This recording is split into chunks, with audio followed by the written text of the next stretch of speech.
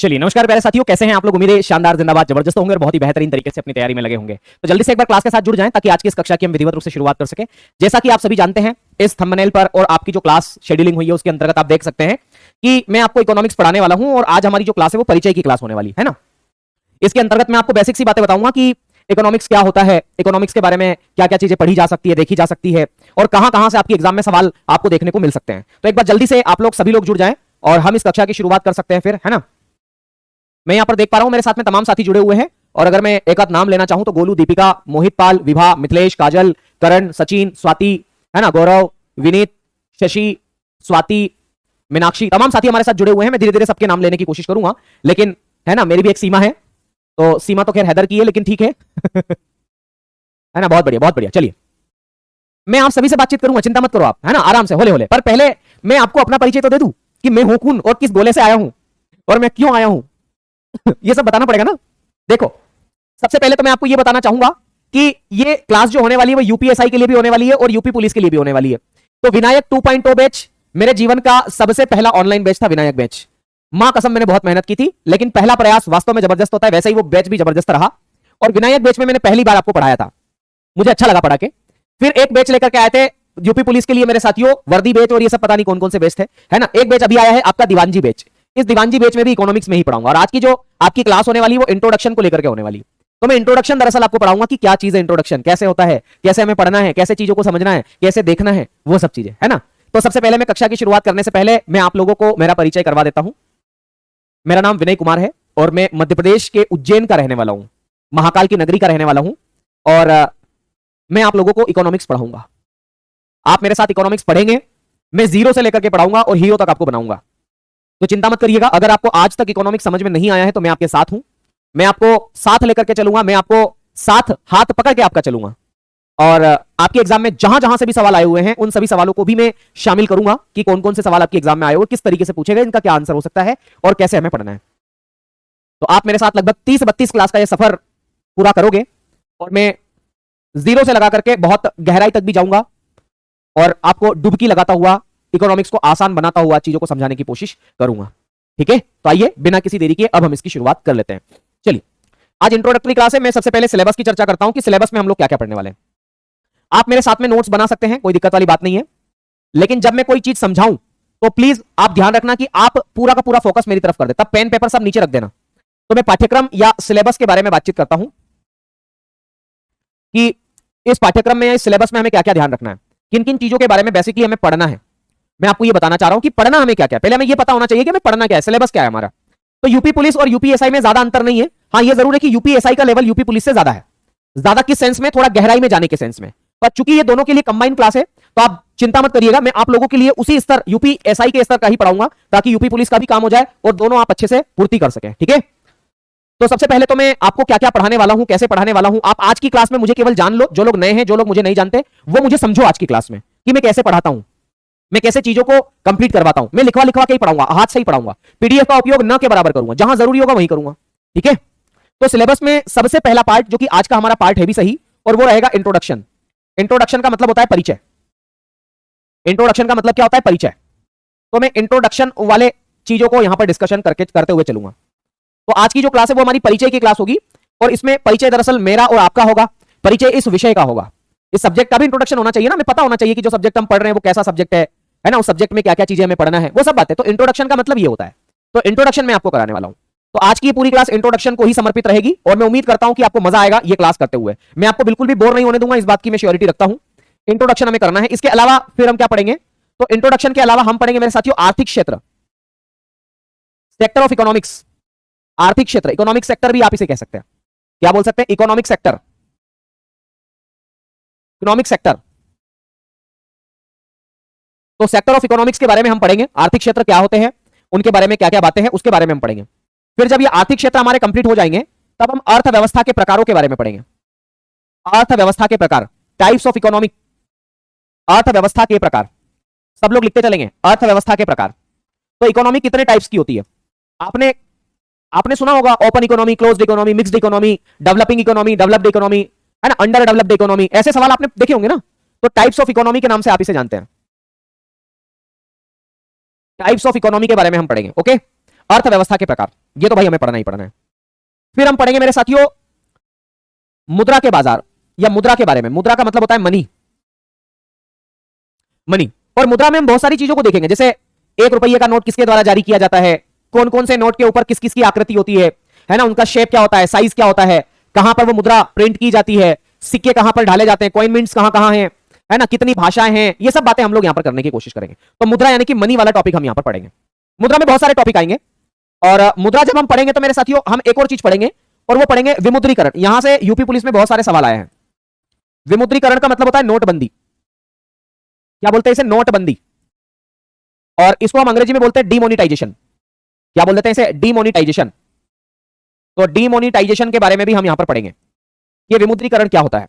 और विमुद्रीकरण के बाद में हम पढ़ेंगे मेरे साथियों अवमूल्यन। अवमूल्यन यानी कि डिवैल्यूएशन, मुद्रा के मूल्य में गिरावट होना, अवमूल्यन मेरे साथियों डिवैल्यूएशन। डिवैल्यूएशन क्या होता है इसके बारे में हम आपको पढ़ाएंगे। तो ये मुद्रा वाला टॉपिक कुछ मैं इस तरीके से आपका कंप्लीट कराऊंगा। ओके, कोई दिक्कत?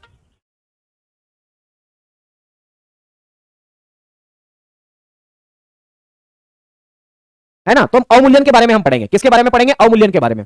जब हमारा अवमूल्यन कंप्लीट हो जाएगा ना मेरे दोस्त, तब हम बैंकिंग की ओर आएंगे। बैंकिंग, बैंकिंग के पास में तब आएंगे हम। और बैंकिंग अपने आप में एक बड़ा टॉपिक है, मतलब बड़ा इन द सेंस ऐसा कि बैंकिंग में हमें बहुत सारी चीजें पढ़ना है। एक तो आरबीआई पढ़ना है, रिजर्व बैंक ऑफ इंडिया। तो आरबीआई अपने आप में एक बड़ा टॉपिक है मेरे साथियों। आरबीआई के कार्य भी हम देखेंगे, आरबीआई क्या क्या होता है इसके बारे में भी हम पढ़ेंगे। उसके बाद में जो कमर्शियल बैंक है, व्यापारिक बैंक, कमर्शियल बैंक मेरे साथियों, इसके बारे में भी हम पढ़ेंगे। मतलब कुल मिलाकर के ना हमें बैंकिंग को पढ़ने में समय लगेगा, क्योंकि बैंकिंग से संबंधित आपकी एग्जाम में सवाल आए हैं और आने की संभावना आगे भी है। तो बैंकिंग वाला टॉपिक हम यहां पर अच्छे से करने वाले हैं थोड़ा सा। अब बैंकिंग जब हमारा कंप्लीट हो जाएगा ना, तब हम किसकी शुरुआत करेंगे पता है आपको? तब हम शुरुआत करेंगे मेरे साथियों, जब बैंकिंग आपका, बैंकिंग में वो नाबार्ड, सिडबी, एनएचबी, ये सब बैंकों के बारे में भी हम पढ़ेंगे। ठीक है, बहुत बढ़िया। सर दिल्ली पुलिस के लिए क्लास ले सकते हैं? बिल्कुल ले सकते हैं ना दिल्ली पुलिस के लिए। अरे मेरे प्यारे भाई बहनों, आप इस टाइम को मत देखो कि ये 5:45 हो रहा है ना, फिर लिख रहे हो रिकॉर्डेड क्लास है क्या, है ना, छोड़ो इसको। चलो इधर आओ अगला पढ़ेंगे मेरे साथियों आर्थिक नियोजन, इकोनॉमिक प्लानिंग। आर्थिक नियोजन, आर्थिक नियोजन, और आर्थिक नियोजन को हम इकोनॉमिक प्लानिंग बोलते हैं कि भारत के अंदर प्लानिंग क्यों बनाई जाती है, इकोनॉमिक प्लानिंग, है ना, इसके बारे में हम यहां पर पढ़ने वाले हैं। इकोनॉमिक प्लानिंग के बारे में हम यहां पर पढ़ने वाले हैं। जब इकोनॉमिक प्लानिंग हम पढ़ेंगे तो इसी को आगे बढ़ाते हुए हम पंचवर्षीय योजना के बारे में भी पढ़ेंगे। तो हेडिंग डालेंगे पंचवर्षीय योजना।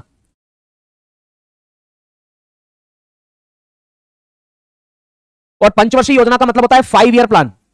आपको पता है देश में मेरे साथियों पहली पंचवर्षीय योजना से लगाकर के कुल मिलाकर के 12 पंचवर्षीय योजना हमने पढ़ाई है। फिर हम पढ़ेंगे मेरे साथियों आयोग। आयोग का मतलब होता है कमीशन। जैसे मैं बात करूं नीति आयोग, जैसे मैं बात करूं योजना आयोग, है ना, तो नीति आयोग आपका हो गया, योजना आयोग आपका हो गया, इसके अलावा वित्त आयोग आपका हो गया, फाइनेंस कमीशन, इसके अलावा एनडीसी हो गया, एनडीसी नेशनल डेवलपमेंट काउंसिल। ऐसी कुछ चीजें हैं जिनके बारे में हमें पढ़ना है, तो ये आयोग हम पढ़ेंगे। जब ये हम पढ़ लेंगे तो फिर हम पढ़ेंगे मेरे साथियों बजट। बजट, और बजट के बाद में फिर हम खेलेंगे जीएसटी के बारे में, या करारोपण भी आप इसे कह सकते हैं, टैक्सेशन, है ना, क्या बोलते हैं इसे? टैक्सेशन के नाम से आप इसे जानते हैं, टैक्सेशन। और इसी में GST, direct tax, indirect tax, ये सब चीजें क्या होती है वो सब इसी में हम पढ़ेंगे, है ना। तो करारोपण हो गया। फिर हम पढ़ेंगे राष्ट्रीय आय। राष्ट्रीय आय यानी कि नेशनल इनकम। राष्ट्रीय आय का मतलब क्या है? National income. National income, national income के नाम से आप इसे जानते हैं, राष्ट्रीय आय। जब राष्ट्रीय आय हमारा टॉपिक कंप्लीट हो जाएगा तो हमें मेरे साथियों और भी चीजें देखने को मिलेगी।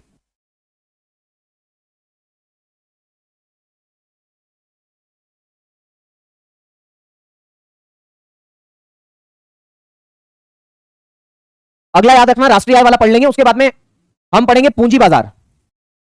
क्या पढ़ेंगे? पूंजी बाजार। और पूंजी बाजार का मतलब होता है कैपिटल मार्केट। कैपिटल मार्केट या इसी को शेयर मार्केट भी आप इसे कह देते हैं ना। तो पूंजी बाजार के बारे में हम पढ़ेंगे। तो पूंजी बाजार क्या होता है इसके बारे में हम डिस्कशन करेंगे। फिर मेरे साथियों एक टॉपिक आपको देखने को मिलेगा, और वो देखने को मिलेगा जनगणना। जनगणना, सेंसस। ये जनगणना होगी दरअसल 2011 की, इसके बारे में भी हम बातचीत करेंगे। ओके, कोई टॉपिक है जो मैं यहां पर भूल चुका हूं? हाँ, गरीबी और बेरोजगारी, गरीबी और बेरोजगारी, पुअर्टी एंड अनएम्प्लॉयमेंट। तो गरीबी और बेरोजगारी, क्या बोलते हैं? गरीबी और बेरोजगारी, poverty and unemployment, poverty and unemployment, गरीबी और बेरोजगारी, ये भी हम यहां पर पढ़ेंगे। आ गई बात समझ में? ये भी हम यहां पर पढ़ेंगे मेरे दोस्त। इसके अलावा कुछ और टॉपिक है हमारे पास में जिनको हम डिस्कशन करेंगे, मैं यहां पर लिख देता हूं। जैसे एक टॉपिक है हमारा भुगतान संतुलन, बीओपी। क्या लिखेंगे? भुगतान संतुलन, भुगतान संतुलन। इसको हम बोलते हैं बैलेंस ऑफ पेमेंट, इसको हम बोलते हैं बीओपी, बैलेंस ऑफ पेमेंट के नाम से आप इसे जानते हैं, भुगतान संतुलन। एक टॉपिक हम पढ़ाएंगे आपको मेरे साथियों, नई आर्थिक नीति, नई आर्थिक नीति, न्यू इकोनॉमिक पॉलिसी। जो न्यू इकोनॉमिक पॉलिसी 1991 की थी ना, उसके बारे में हम पढ़ेंगे, जिसमें उदारीकरण, निजीकरण, वैश्वीकरण है ना, ये सब मेरे साथियों, ये हम सब पढ़ाएंगे आपको। इसके अलावा एक टॉपिक मैं आपको पढ़ाने वाला हूं मेरे साथियों, उद्योग। उद्योग का मतलब होता है इंडस्ट्रीज, इंडस्ट्रीज। उद्योग के अलावा मैं एक चीज पढ़ाने वाला हूं, कृषि, एग्रीकल्चर। भाई विशेष रूप से इसमें कृषि क्रांतियां मैं पढ़ाऊंगा आप लोगों को, कि कृषि क्रांतियां कौन कौन सी होती है, और जो भी बचा हुआ पार्ट है मैं उसको विविध में करवा लूंगा। अगर मुझसे कोई और पार्ट छूट गया होगा तो मैं उसको विविध में, मिसलेनियस वाले पार्ट में आपको करवा दूंगा। ओके, तो ये हमारी रूपरेखा रहेगी। और अगर आप मुझसे कहें कि सर कितने दिन का सिलेबस है, तो मेरे दोस्त ईमानदारी की बात कहूं मैं, तो अगर आप अच्छे से पढ़ना चाहते हो तो 35 क्लासेस लगभग लगभग आपको लेनी चाहिए इनकी। 35 क्लासेस के आसपास मैं आपको यहां पर पढ़ाऊंगा। एक बच्चा पूछ रहा है सर मुद्रास्फीति कहां पर पढ़ाएंगे? ये मुद्रा वाला जो टॉपिक है ना, मुद्रा, इसी में मैं मुद्रास्फीति भी पढ़ाऊंगा। तो मुद्रा एवं मुद्रास्फीति, इन्फ्लेशन आप इसे कह देते हैं, इसके बारे में मैं यहां पर डिस्कस आपसे करवाऊंगा। और जिस दिन मैं आपको बोलूं कि आज मेरी आखिरी क्लास है, उस दिन आप इस टॉपिक्स को मिला लेना अपनी किताब, अपनी कॉपी में, या अपने मेरे साथियों बैंक, आपके जो बैच है जहां पर आप बैठे हुए हो, डेस्क है, वहां पर इसको लगा लेना। तो लगभग 35 से 38 क्लास या 40 क्लास तक जाएगा सिलेबस आपका। और अगर आपको अच्छे से पढ़ना है तो इसमें कोई टॉपिक ऐसा तो नहीं है जो छूट चुका हो मुझसे, जो मुझे अभी याद नहीं आ रहा है। है ना, बहुत बढ़िया। कृषि, उद्योग, सारे चैप्टर इसी के अंतर्गत आएंगे, बजट, राष्ट्रीय आय योजना आयोग, वित्त आयोग, ये सब। तो अब हम शुरुआत करते हैं मेरे साथियों परिचय की। और आइए जरा अब हम परिचय के बारे में डिस्कशन करते हैं कि परिचय में हमें क्या क्या पढ़ना है। करें शुरू? बिल्कुल, चलो आगे बात करते हैं मेरे साथियों। तो मैं हेडिंग डालता हूं परिचय, और परिचय में मैं सबसे पहले एक शब्द से परिचय आपका कराना चाहता हूं, और वो शब्द है अर्थशास्त्र। अर्थशास्त्र, आपको पता है अर्थशास्त्र को अंग्रेजी में हम किस नाम से जानते हैं? इकोनॉमिक्स के नाम से जानते हैं। इसको हम इकोनॉमिक्स बोलते हैं। अर्थशास्त्र को हम किस नाम से जानते हैं? इकोनॉमिक्स के नाम से जानते हैं। अर्थशास्त्र एक रचना है। आपने इतिहास में पढ़ा होगा, आपने पॉलिटी में भी पढ़ा होगा कि अर्थशास्त्र किसके द्वारा लिखी गई है। जल्दी से मुझे बताओ, अर्थशास्त्र किसके द्वारा लिखी गई है? बताओ भाई, अर्थशास्त्र किसके द्वारा लिखी गई है? मैं आपसे बताना चाहता हूं, जीएसटी करारोपण में करा दूंगा, है ना। अखिल कह रहे क्लास रिकॉर्डेड, बस यही तो बुरा लगता है एक टीचर को, है ना। 553 बता रहा है ना, इसलिए बोल रहा हूं। ओके, कोई बात नहीं। मुझे बताओ कि अर्थशास्त्र किसके द्वारा लिखी गई है? किताब है एक, बता सकते हैं किसके द्वारा लिखी गई है? कौटिल्य, कौटिल्य, कौटिल्य। बहुत बढ़िया, शानदार। तो अर्थशास्त्र एक रचना है, अर्थशास्त्र एक रचना है मेरे साथियों, और यह रचना मतलब एक किताब है। और यह किताब किसके द्वारा लिखी गई है? कौटिल्य के द्वारा लिखी गई है। यह किताब के रचनाकार कौन है? कौटिल्य, कौटिल्य। आपको मैं बताते चलूं कि अर्थशास्त्र किताब जो है ना, इसको लिखा है कौटिल्य ने, और कौटिल्य को ही चाणक्य भी बोलते हैं, कौटिल्य को ही विष्णुगुप्त के नाम से भी जाना जाता है। कोई दिक्कत वाली बात तो नहीं है ना। तो कौटिल्य को हम चाणक्य भी बोल देते हैं, इसी को हम विष्णुगुप्त के नाम से भी जानते हैं। ओके, और ये जो किताब है ना, ये किताब मेरे साथियों किससे संबंधित है? तो ये राजनीतिक विज्ञान की पुस्तक है, पॉलिटिकल साइंस की ये बुक है। तो राजनीति की पुस्तक है, राजनीति की पुस्तक है मेरे साथियों। इसका संबंध इकोनॉमिक्स से कुछ भी नहीं है ना। तो ये अर्थशास्त्र नाम की एक पुस्तक है। लेकिन मैं आपको बताऊं, अर्थशास्त्र एक विषय भी है, अर्थशास्त्र एक विषय भी है, एज अ सब्जेक्ट भी है मेरे साथियों।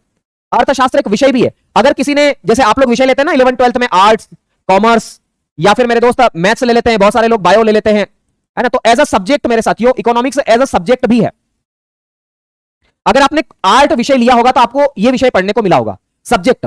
जैसे इतिहास के पिता है, भूगोल के पिता है, पॉलिटी के पिता है, वैसे ही मेरे दोस्त मैं आपको यह बता देना चाहता हूं कि इसके भी पिता है, अर्थशास्त्र के, इसके भी जनक है। वो कौन जनक है? तो याद रखना, इस विषय के पिता कौन है, इसके जनक कौन है। तो मैं आपको सिंपल से शब्दों में यह बताना चाह रहा हूं, सुनना मेरी बात को ध्यानपूर्वक मेरे लाडलो, कि अर्थशास्त्र जो है ना, इसके जनक कौन है। अगर मैं आपसे यह पूछूं कि अर्थशास्त्र के जनक कौन है, तो याद रखना इसके जनक कौन है। तो इसके पिता कौन है मेरे दोस्त, इसके जनक या इसके फादर कौन है?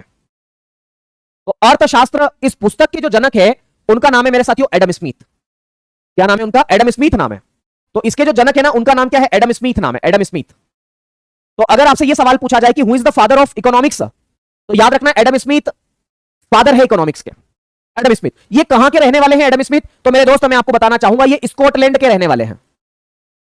तो अगर आपसे यह पूछा जाए कि ये कहां के रहने वाले हैं, तो ये स्कॉटलैंड के निवासी है।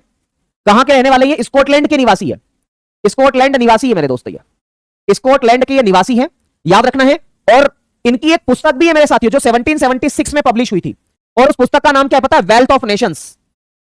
वेल्थ ऑफ नेशंस आप इनकी किताब का नाम है, जरूर याद रखना। वेल्थ ऑफ नेशंस इनकी पुस्तक का नाम है। अगर आपसे सवाल पूछा जाए कि बताओ एडम स्मिथ जी की पुस्तक का नाम क्या है, तो क्या जवाब दोगे? दूसरे का मुंह तो नहीं देखोगे ना उस समय। तो याद रखना मेरे साथियों, इनकी पुस्तक का नाम है, एडम स्मिथ की पुस्तक का नाम कौन सा है? तो वेल्थ ऑफ नेशंस इनकी पुस्तक का नाम है। क्या नाम है? Wealth of Nations. ये कब पब्लिश की गई? तो 1776 में पब्लिश की गई। कब पब्लिश की गई थी मेरे साथियों? 1776 में पब्लिश की गई थी वेल्थ ऑफ नेशंस। अगर पूछा जाए कि एडम स्मिथ जो है, अगर पूछा जाए कि एडम स्मिथ जो है वो कौन सी इकोनॉमी को फॉलो करते हैं, तो ये कैपिटलिस्टिक इकोनॉमी को फॉलो करते हैं, पूंजीवादी अर्थव्यवस्था के समर्थक है। तो लिखेंगे पूंजीवादी अर्थव्यवस्था, इसको बोलते हैं कैपिटलिस्टिक इकोनॉमी, पूंजीवादी अर्थव्यवस्था, पूंजीवादी अर्थव्यवस्था के समर्थक आप इसे कहें। मतलब ये किसका समर्थन करते हैं? तो ये कैपिटलिस्टिक इकोनॉमी का समर्थन करते हैं। ये बाजार आधारित अर्थव्यवस्था के जनक है। तो पूंजीवादी अर्थव्यवस्था के जनक भी आप इन्हें कह सकते हैं। फादर ऑफ मेरे साथियों कैपिटलिस्टिक इकोनॉमी आप इन्हें कह दें, है ना। तो ये बात आपको यहां पर याद रखना पड़ेगी। ओके, कोई दिक्कत वाली बात तो नहीं है। तो ये आपको यहां पर याद रखना है। ये जो विषय है ना इकोनॉमिक्स, इसको दो पार्ट में डिवाइड करके देखा जाता है। एक व्यक्ति थे जिन्होंने इस विषय को दो पार्ट में बांट करके देखा, और उस व्यक्ति का नाम क्या था पता है? उस व्यक्ति का नाम था रेगनर फ्रिश्क। उस व्यक्ति ने इस विषय को दो पार्ट में डिवाइड करके देखा। तो मैं बताता हूं, इसका जो विभाजन किया वो रेगनर फ्रिश्क नाम के व्यक्ति ने किया।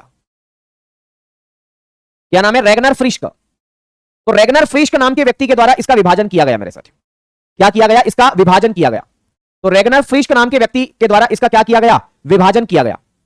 ओके, और रेगनर फ्रिश्क ने इस इकोनॉमिक्स को कितने पार्ट में डिवाइड करके देखा? दो पार्ट में डिवाइड करके देखा। इसका विभाजन कितने पार्ट में किया? दो पार्ट में इसका विभाजन किया। इसका डिवीजन कितने पार्ट में किया उसने? दो पार्ट में। इस इकोनॉमिक्स सब्जेक्ट को आसान बनाने के लिए इसका डिवीजन कितने पार्ट में किया? दो पार्ट में। आप सभी जानते हैं एक को आप क्या बोलते हैं? माइक्रो इकोनॉमिक्स, और एक को क्या बोलते हैं? मैक्रो इकोनॉमिक्स आप इसे कहते हैं। क्लास बार बार रुक रही है मेरी प्यारी बहना, अपनी क्लास को 20 सेकंड पीछे कर लो, नहीं रुकेगी। और अगर रुक रही है तो आप एक काम करो, अपनी एप्लीकेशन को उड़ा दो और वापस से एप्लीकेशन के अंदर आ जाओ, है ना, तो आपकी क्लास नहीं रुकेगी। ओके, बाकी किसी की क्लास रुक रही है क्या? और बताएं, बाकी किसी की क्लास रुक रही है क्या? नहीं रुक रही ना? ओके ओके, ठीक है ना। चलो, तो इसका विभाजन कितने पार्ट में किया गया है? दो पार्ट में किया गया है। अब ये दो पार्ट कौन कौन से हैं? तो सबसे पहला है मेरे दोस्त, एक है आपका माइक्रो इकोनॉमिक्स। माइक्रो इकोनॉमिक्स अभी मैं आगे बताऊंगा इसको हिंदी में क्या कहते हैं। और एक है आपका मैक्रो इकोनॉमिक्स। तो माइक्रो इकोनॉमिक्स और मैक्रो इकोनॉमिक्स इसका दो पार्ट में डिवीजन किया गया। माइक्रो का मतलब होता है व्यष्टि अर्थशास्त्र, व्यष्टि अर्थशास्त्र, और मैक्रो का मतलब होता है समष्टि अर्थशास्त्र।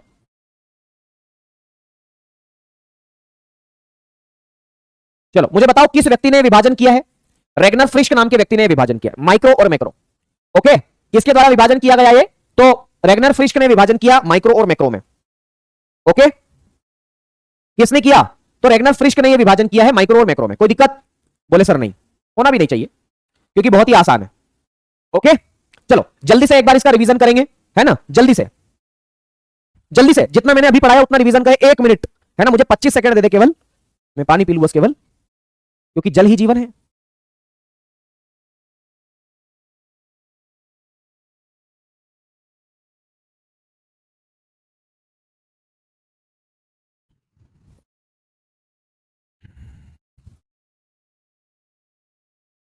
चलो वापस से हम लोग शुरू कर सकते हैं अब, है ना।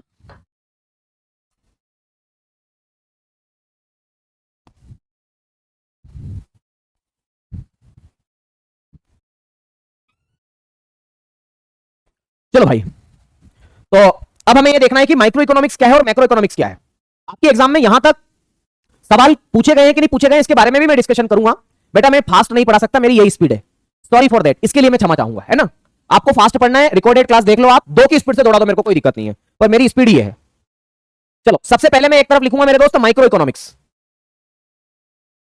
माइक्रो इकोनॉमिक्स क्या लिखूंगा? Micro economics.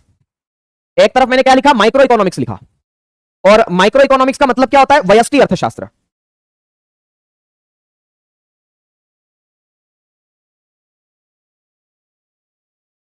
और एक तरफ मैं क्या लिखूंगा? एक तरफ मैं लिखूंगा मैक्रो इकोनॉमिक्स।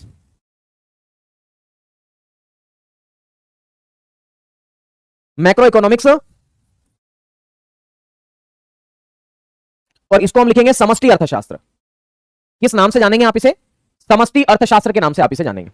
तो माइक्रो और मैक्रो, ये दो प्रकार के इकोनॉमिक्स आपके होते हैं। ओके, माइक्रो इकोनॉमिक्स और मैक्रो इकोनॉमिक्स।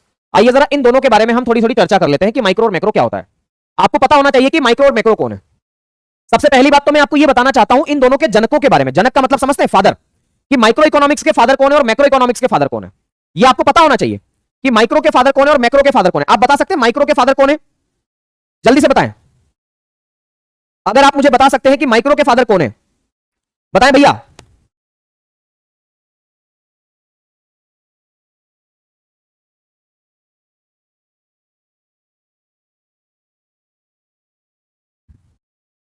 बहुत बढ़िया। मैं आपसे यह जानना चाह रहा हूं कि माइक्रो और मैक्रो इकोनॉमिक्स के फादर कौन है, यह बताओ मुझे। है? बहुत बढ़िया। ये आप लोगों के लिए मैं होमवर्क दे रहा हूं मेरे दोस्त, याद रखना है। तो सबसे पहली बात तो इसके फादर के बारे में हम बातचीत करेंगे, इसके जनक के बारे में कि इसके फादर कौन है, माइक्रो इकोनॉमिक्स के जनक कौन है। और इधर लिखूंगा मैं मैक्रो इकोनॉमिक्स के जनक कौन है। जनक का मतलब है इसके पिता कौन है। आप लोग ये कल ना मैं जब क्लास में आऊंगा तो आपसे पूछूंगा, ठीक है, कि माइक्रो और मैक्रो के जनक कौन है। सबसे पहली बात तो ये अंतर आपका पहला ही डिफरेंस होगा। दूसरा डिफरेंस क्या होने वाला है इसके अंदर? तो दूसरा अंतर आपका ये होने वाला है मेरे दोस्त कि माइक्रो इकोनॉमिक्स जो है ना, माइक्रो इकोनॉमिक्स मेरे साथियों, ये बहुत संकीर्ण अवधारणा है। इसका जो स्कोप है वो बहुत छोटा है। तो याद रखना है, इसको हम बोलेंगे संकीर्ण अवधारणा है। ये संकीर्ण संकीर्ण विस्तार है। ये संकीर्ण अवधारणा लिखे, अवधारणा, नैरो कॉन्सेप्ट, नैरो, NARROW। तो नैरो कॉन्सेप्ट है मेरे साथियों, ये ऐसा लिखे नैरो स्कोप। ये संकीर्ण अवधारणा है। संकीर्ण मतलब बहुत छोटी, सूक्ष्म, लघु, है ना। और मेरे साथियों जो मैक्रो है ना, ये वाइडर। वाइडर का मतलब है विस्तारित अवधारणा है। तो इसमें क्या लिखेंगे? विस्तारित अवधारणा।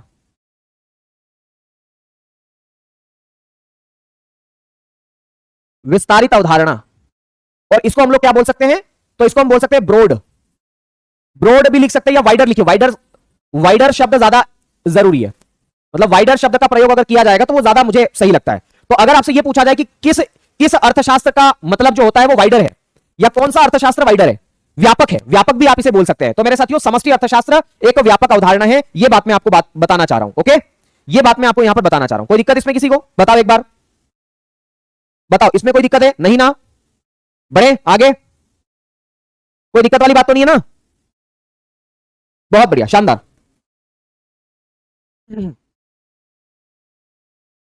चलो अगली बात मेरे साथियों, अगली बात, अब हमें यह देखना पड़ेगा कि इसमें टॉपिक्स कौन कौन से आते हैं, है ना। तो इसमें लिखे, एक और बात लिखिए, माइक्रो में इसमें व्यक्तिगत इकाइयों का अध्ययन किया जाता है। इसमें व्यक्तिगत इकाइयों का अध्ययन किया जाता है। व्यक्तिगत इकाइयों, इंडिविजुअल यूनिट्स का अध्ययन किया जाता है। इसमें व्यक्तिगत इकाइयों, इंडिविजुअल यूनिट्स का अध्ययन किया जाता है।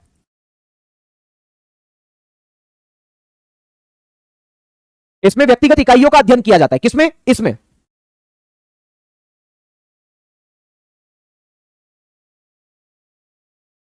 ठीक है, इसमें व्यक्तिगत इकाइयों का अध्ययन किया जाता है। और किस किस चीजों के बारे में पढ़ा जाता है? जैसे मैं बात करूं मेरे साथियों, इसमें कौन कौन से उदाहरण आएंगे। जैसे मैं बात करूं किसी भी वस्तु की मांग के बारे में, देखो हर व्यक्ति की डिमांड अलग अलग होती है, सही है कि गलत है? अगर अगर हम 4 लोग यहां पर खड़े हैं, जैसे अभी तो नहीं है, मान लो कोई 4 लोग हैं, और अगर हम किसी रेस्टोरेंट में गए खाना खाने के लिए, तो चारों की डिमांड अलग अलग होगी। कोई सेव भाजी खाना पसंद करेगा, किसी को भिंडी मसाला की सब्जी पसंद है, किसी को आलू गोभी की सब्जी पसंद है। तो मतलब हर व्यक्ति को अलग अलग चीज खाने में पसंद है, मैं ये कहना चाह रहा हूं। आगे बात समझ में? हर व्यक्ति अलग अलग चाहत रखता है चीजों को खाने की। तो अगर मांग के बारे में हम पढ़े तो इसी के अंदर पढ़ेंगे। इसके अलावा किसी वस्तु की कितनी कीमत होगी, प्राइस, तो हम किसी एक वस्तु की कीमत के बारे में अगर पढ़ेंगे तो वो यहां पर पढ़ा जाएगा। अगर हम मेरे साथियों किसी व्यक्ति की आय के बारे में पढ़ेंगे तो हम प्रति व्यक्ति आय यहां पर लिख सकते हैं। तो प्रति व्यक्ति आय,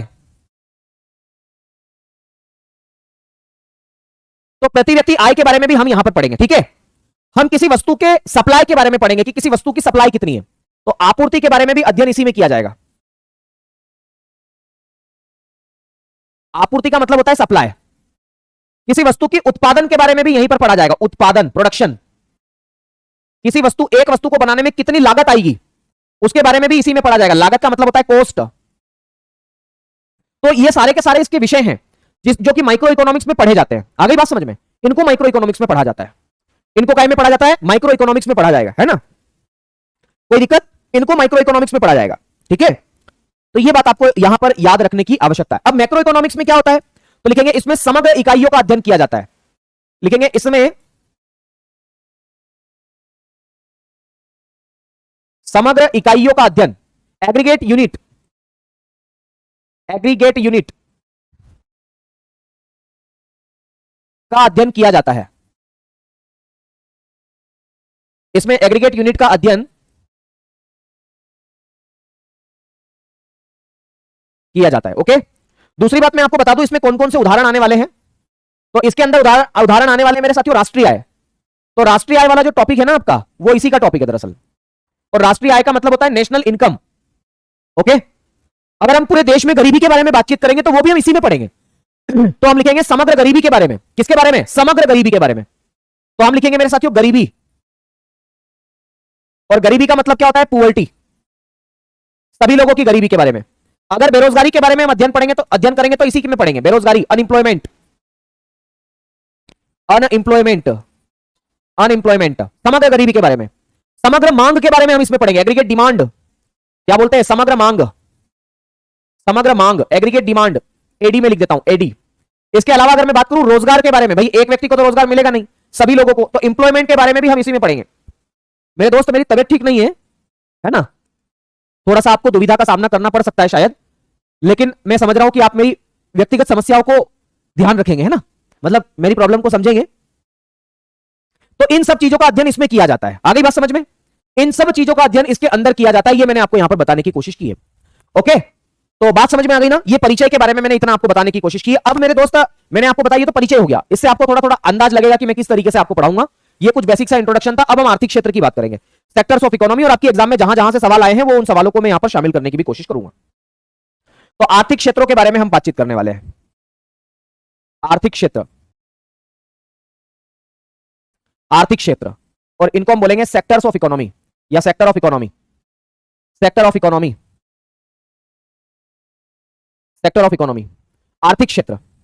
देखो आर्थिक क्षेत्रों को क्यों आर्थिक क्षेत्र हम कहते हैं, क्या है आर्थिक क्षेत्र के बारे में? तो आर्थिक क्षेत्र का मतलब ये होता है जिसका संबंध अर्थ से हो, है ना, जिसका संबंध किससे हो? अर्थ से हो, धन से हो, उसको हम बोलते हैं आर्थिक क्षेत्र। मेरे दोस्त अब इसको हम कल ही पढ़ेंगे, है ना, इसको अब हम कल ही पढ़ेंगे मेरे दोस्त, आज नहीं करेंगे यार, ठीक है? आज तबियत भी ठीक नहीं है और मेरी स्थिति भी नहीं है कि अब मैं यहां पर खड़ा होकर के आपको पढ़ा पाऊं ज्यादा। तो इतनी बात आपको समझ में आ गई, मैंने क्या बताया? ये बेसिक सी जानकारी है जो कि मैं आपको देने आया था, मैं आपको बताने आया था मेरे दोस्त। और अब हम लोग शाम को 6 बजे ही मिलेंगे डेली, और शाम को 6 बजे से ही हमारी क्लासेस शुरू होगी। मैं पूरी कोशिश करूंगा कि आपको बेहतरीन से बेहतरीन तरीके से चीजों को समझा पाऊं, बता पाऊं, किस तरीके से आपको पढ़ना है, किस तरीके से आपको आगे बढ़ना है और चीजों को आगे लेकर के चलना है, ठीक है? आप लोगों को मैंने क्या होमवर्क दिया है? आप लोगों को मैंने होमवर्क दिया है कि सेक्टर ऑफ इकोनॉमिक्स कितने प्रकार के हैं। जरूर आप लोग मुझे कल बताएंगे कि कितने प्रकार के हैं, है ना? तो कैसी लगी आपको क्लास? जल्दी से एक बार कमेंट करके बता दो कि हाँ सर हमें क्लास अच्छी लगी या क्या चीज रही। अगर आपने एसएससी फाउंडेशन बेस से क्लास कर ली है, नायक फाउंडेशन से, तो फिर आपको यहां पर करने की जरूरत नहीं है। ओके,